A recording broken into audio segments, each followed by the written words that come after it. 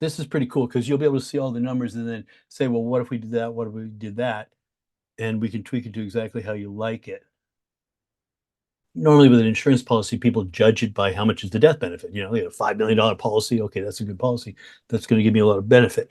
But those kind of policies, the money goes away. We don't want that. We want to minimize that death benefit. Your kids are grown, you're not married, so you don't have to have a big bunch of money to protect somebody if you should die. We're looking to make money for you and to take care of your retirement in the future. So we minimize the death benefit, that maximize. Like I think of it as like two little areas, like a peanut and a walnut. Peanut is the insurance. Some money goes to that. We want to minimize that, but we want to maximize that walnut, which is the cash value. So I'll start out with National Life Group, and then I might check out Columbus when we're off the line, whichever one's going to be the best deal. And then we would submit the app and make sure that you get approved because you're in good health and you are in Maryland. Okay, so this is the software we want.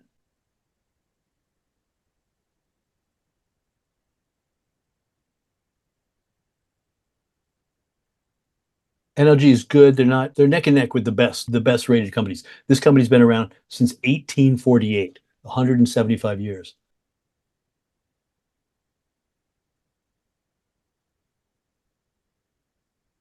You have a middle name? Wayne, Wayne. What's your birthday? 12/19/86.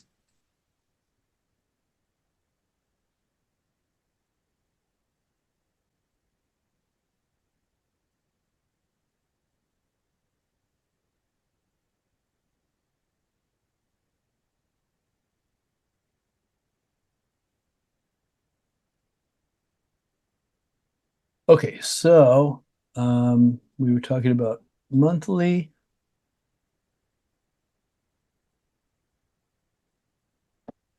So what do you think you'd be comfortable with as far as monthly? What is the 250 or 350? Okay, we'll do 250 to start out with and see. Do you have any money, like a lump sum you can like kick it off with, or no? Not right now.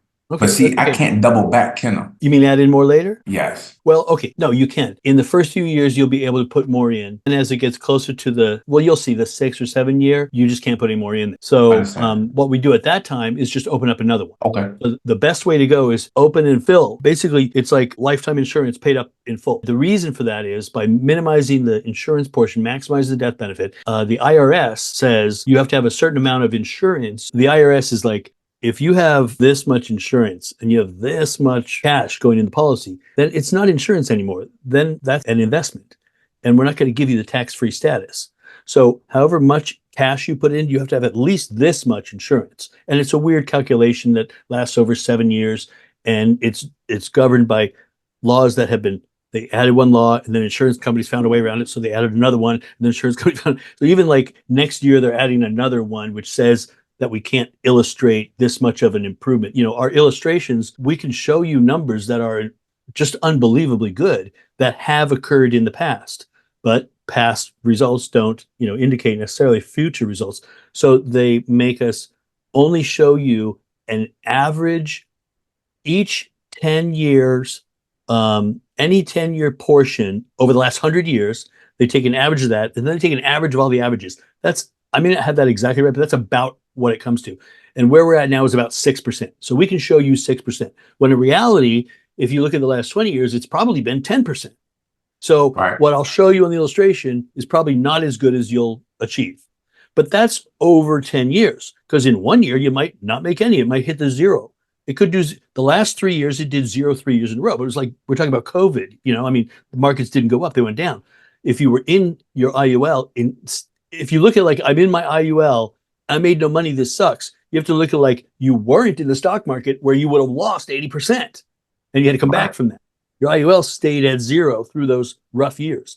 But now I think we're in good years. I think that even though the stock market is at all-time high, because of AI and the efficiencies in the market, and everyone's working, everything's booming.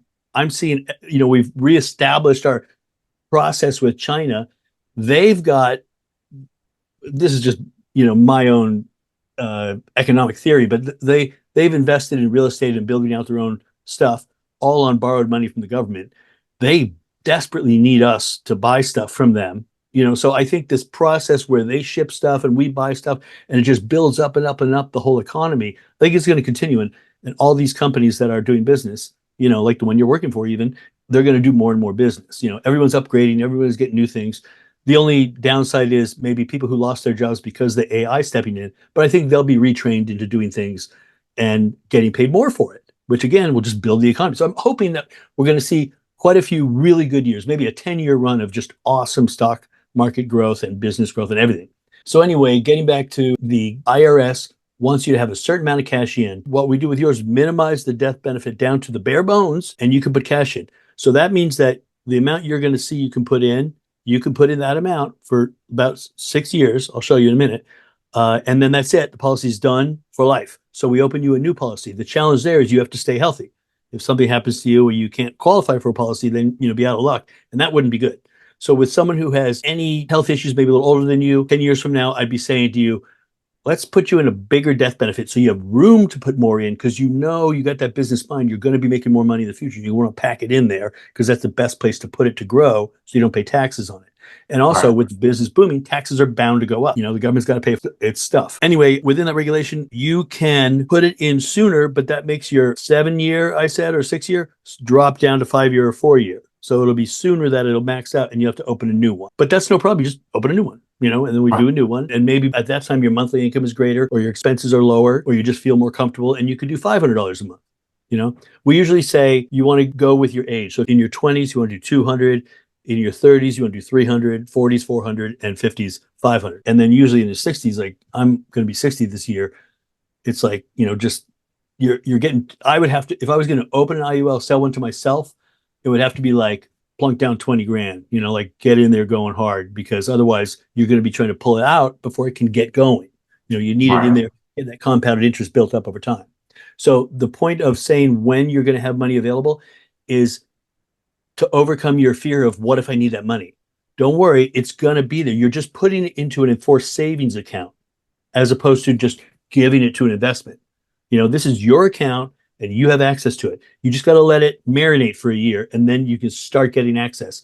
And within a few years, you'll have access to 100% of what you put in. Okay. And the caveat with that is the sooner you put in more, the sooner you have access to more. Understand. Okay. And I can explain why that all works, but it has to do with the insurance company covering their own butt. They want to make sure that they have covered their costs and their expenses. They pay me a commission. They want to cover all that stuff before they start doling it out to you and then having to wait for your death benefit to pay themselves back. Understand. No, I get it. I'm just, like I said, I'm just curious. So you giving it to me, you said a year. So in a year's time, I wonder what my premium is because I got to pay the premium before I have access to it, right? You want to pay your monthly payment, but you can borrow back out whatever is allowed. So let's take a look at the illustration. It's going to show us exactly how that all is. So we're back in the illustration now. We got your info in here. I put down here $250 a month as you specified. At what age do you think you would probably want to stop paying into this because you're probably going to want to stop working? Realistic. I don't think I ever would, but yeah, I know. That's how I feel. Let's say 72 then. How about that? all right. That's what I think, because I'm 60. I feel great. Because I want to make more. This is the first one of many. So I got some other plans. So I'm going to illustrate it out to 72. That's okay. Fine. Some people are like, hey, wait, I don't want to pay all that long. The illustration is not a contract with you. It's just showing you what this can potentially do. But every single month you can change. That's the thing, the difference between whole life and IUL. Every month you get to decide, do I want to change anything? Because you can change everything in it except the death benefit. I'm going to put this to age 72. So we're making payments into there and then minimize the death benefit. See what it comes up with. So it comes up with 180,000. All right. This is a minimum death benefit for you to be able to put that in, $250 all the way till you're age 72. So I'll show you what the numbers look like there. And then I'll show you what we can do to make it even better. Because like I said, we're going to crank it down, fine tune this thing, which most agents don't do. They leave it like this because the more you crank it down, the less insurance I'm selling you, the less money I make. But I'm a fiduciary, which means I look out for you. So when you say, I want to make money with this, I'm going to show you how to do that. So here you have $3,000. Your $250 a month is $3,000. And starting out at the end of your first year, there really isn't anything available with this setup. Okay. You've got a $180,000 death benefit and your max MEC, that's a modified endowment contract. That means that it's taxable. So we want non-MEC. You can put up to $10,538 a year into the policy. So you're putting in $250, but you could put $878. So this policy would hold $878 per year, which means it's got fluff. That means the peanut and the walnut are not the right size. We want to shrink that peanut down. I want to lower that $180,000 death benefit. Make sense? Yes. Well, let's go ahead and do that. So what I do here is I go up to the death benefit area. We know it's 180 now. I'm going to see if I can drop it down to just 100. All right, it might be too low. All right, so we still got $250 monthly payment, $100,000 death benefit. Let's check our errors here. Okay, this is good. It's saying that we had to reduce your payment in year 10, which is what I was after. So actually, I can even make it lower. Let's make it 80,000 and see if it still works. Yep, year 8. See, it says year 8 up here? Yep. Okay, so going to the quick view, you can see on the illustration, it has you paying $3,000 in. And then in year 8, it's like, okay, hold on, Charlie, you're getting too close to a mech. You can only pay in this much this year. And then from those years on, you can't even add anything to it. Of course, estimated based at the 6% increase. But the fact is, it's probably going to have higher than 6%, and you won't even be able to pay this in at age in your 50s because it'll have made too much money, more than enough. It'll automatically increase your death benefit to keep it from becoming a mech. They always make sure you never pay taxes on it. They do that by increasing the death benefit because your cash value grows so much. I keep gesturing at the camera. I forget you can't see me. Maybe you can. I might be a little camera on you. So here's what you got. You put in 3,000 the first year. Okay. By the end of the second year, you got 6,000 in and you got almost 4,000 available to you. By the end of the third year, you put 9,000 in and you got almost 7,000 available. You see how it goes? It's slowly rising up. It's slowly rising because this keeps rising at the amount that you put in. You know, you got $24,000 in there, then it's at 10%. You're going to have 24,000 plus 2,400 the next year, compounded interest. 369, that's 18. And you get 17,000 available to you. You see how it rises up to meet the amount you put in. And then eventually it goes over it. So here you have 24,000 in cash value and you're able to borrow 23.5. The next year you don't put any in and you're able to borrow 24.8. So it's going up even though you're not putting any more in, and it continues to rise. I'm with it. Okay, this is good. 8 years, you got some cash coming in, but I can even tighten it further because it didn't squawk yet. Remember I said, 6 or 7 years? It's at 8 years. Let's see if we can tighten it up even more because you're already on board to buy more if you need it. Right. So I'm not worried about you in that way. Like some people, I'm like, I'm going to leave it at 100 because I know they're going to come back in a year and be like, this thing's making money and my stocks are losing money. I want to put more in there. And I'm like, you can't, but you can get a new one. Because there's no limit to how many IULs you can get. It's just based on your income. It has to make sense to the insurance company, Okay, so if we lower the death benefit, let's go to the bottom. Why not? See what we can do here. 50,000. Okay, so here it became a mech in the 12th month of the first year. So that's no good. We went too low. That's what I wanted to find out. Where's the bottom? 60. Oh, 60 is good. So year 6. All right, so we can do all the way down almost to the bottom, 60,000. And here, now with 60,000 in, you see you only paying for 6 years. In the 7th year, you can't even put any in. And look, remember you had no money available the first year? So you're at 14. Yeah, so you got money available. This time, with it, we really squeezed that peanut down and made the walnut as big as we could, and you're able to get $1,400. So basically, you got half your money available to you in month 13, which in reality tells me that you probably have like, $500 available to you at 6 months and $750 at, so it goes gradually up. They just can't illustrate every month. They just go by year. And me opening another policy, you said it's based off the income, right? Well, all I mean is like if you wanted to open 20 policies, they'd be like, well, his first policy is only $250 a month. How come all of a sudden he can afford $25,000 a month in payments? So they'd be like, well, how much is he making? And I'm like, he makes $1 million a year. They're like, oh, okay, fine. Or if I say, he's making $15,000 a year, they're like, how can he afford this? They're mostly looking for money laundering. Like if someone was handing you cash to stuff in here, dirty money, so that then later they could pull it out, it would be clean. That's what they're looking for. So, you don't have to worry about anything because you're not doing anything like that. You can do as many as you could afford. If you're like, look, I own my house, I have no payments, I work from home, I don't even drive my car, I can put 80% of my income into a policy. We show them that and they go, okay, that's what I need. Okay, so this is pretty much as tight as we should want to get. On the rates, we can tweak it. I have you here in the point to point because it illustrates the best. Okay, that's great, but I really want it to be all in the S&P 500. So then I'd say, well, let's go over to Columbus because their S&P 500 coverage is better, as what I'm showing you here. They're very close to each other. So does this look like what you're looking for? Do you want to look at a higher monthly payment, or do you think 250 is where you should start? No, I like it. I like the 250. I was just looking at the turnaround value of see the thing When you about get it when you get to the 60,000, the 5 year mark is not that impressive. But when you had like the 80 to 100. You want to see this number higher, is what you're saying? Right. Oh, okay. When you look further down the road, yeah, it takes a while to get there. But again, okay, so here's what I need to do. If you want to see how fast can I get to 80, what I have to do is design for you, and I can't do it in this illustration, I have to do it on a spreadsheet. If you buy a second policy in this year, then these numbers are doubled going forward. So okay, so if I buy a policy now, me buying a policy now, and then I turn around and buy a policy like 90 days from now. you don't need to. You can just put more into this policy. That's If it. you do it 90 days from now, you're having to cough up that extra cash. Okay. So just, for instance, if you do it 90 days from now, you're going to be putting $500 a month in. Well, let me show you what that does. Okay. You want to see that? Yeah. Okay. Yeah, I'm bare bonesing it because you know what a cash on cash, calculation is for your investments? Right. Like how much cash are you going to make monthly for the cash you put out? This is the highest cash on cash by maximizing the walnut, minimizing the peanut.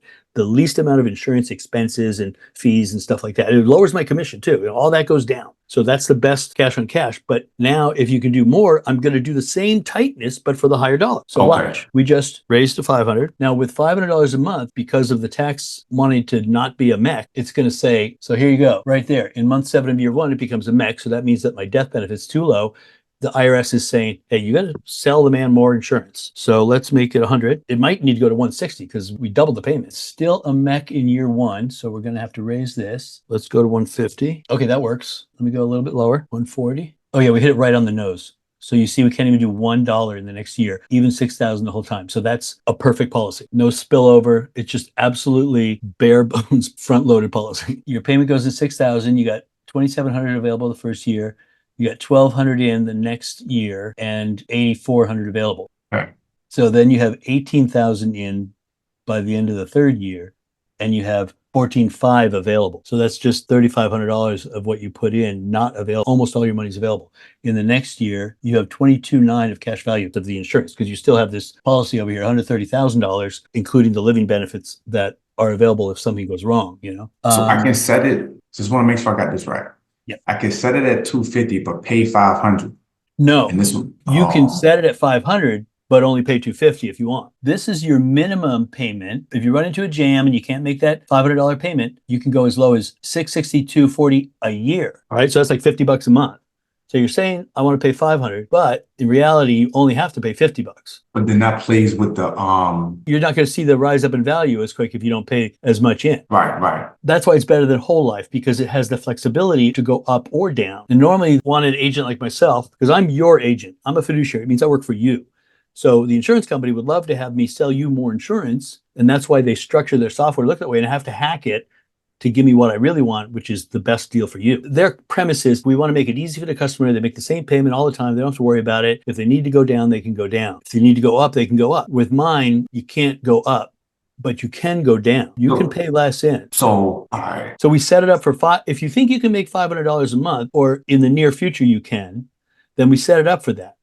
You want to do something that you can do definitely that amount, probably for the first year at least. Right. I won't be able to do 500 for 2 months. 2 months I can do 500. Right now, coming in, I can do. But then you'd have to drop it? I'm gonna have to drop it, but I can't go in and put 250 on top of that, can I? No, you know what? Just tell me exactly what you want to do because I can put it in here and show you how it will work. My end goal will want to be 500. It'd be like June. Oh, 500 in June. But like, let's rewrite the policy up. You get approved. Takes weeks usually, but let's say we get approved. So what is the qualifications? What do I have to do? I ask a series of more questions. You see the green button right here? Right.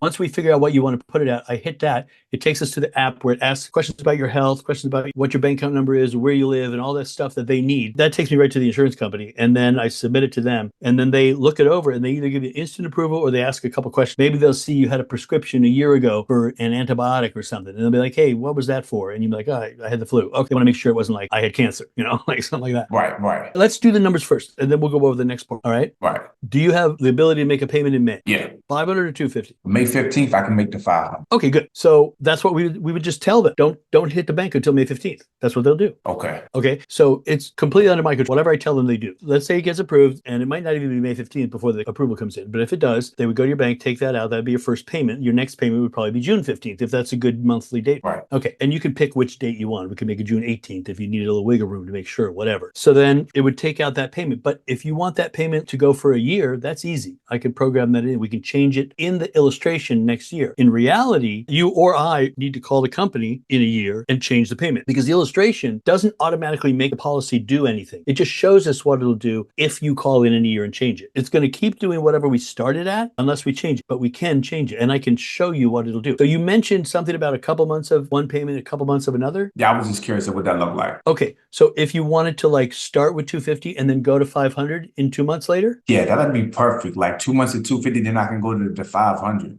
Okay, because 5 would be a little bit hard for you this next 2 months. You're still getting going, right?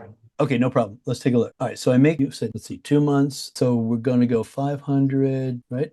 10 months plus 250. So it's 5,500 for that year. So that's 458. Let's call it 60. That amount, when I divide it by all 12 months, spread it out, will look like 460 a month. So numbers wise, here's what it would look. Okay, so we got it down to 6 years. Yeah, it's pretty tight. You're paying in 5,520, and you'll have half of that available by the end of the first year. You're paying in 6,000 next year, and you've got, so that's a total of 10,400. You got 8,200 of available. The next year you got 16.3 in, and you got 14.2 available. So it's very tight. You get almost all your money is available to you each year as you pay in. Okay. And by the time you get to, having 34,000 here, you got 33,000 available. And then it'll go above that. You don't pay anything this year, so it's still 34. It goes up to 35 because of interest, and you got 34.9. So you paid in 34 and you got 35 available. So by year 7, you have more available. Basically, by year 6 or 7, if you pull all of it out, then all that death benefit and all that cash value increase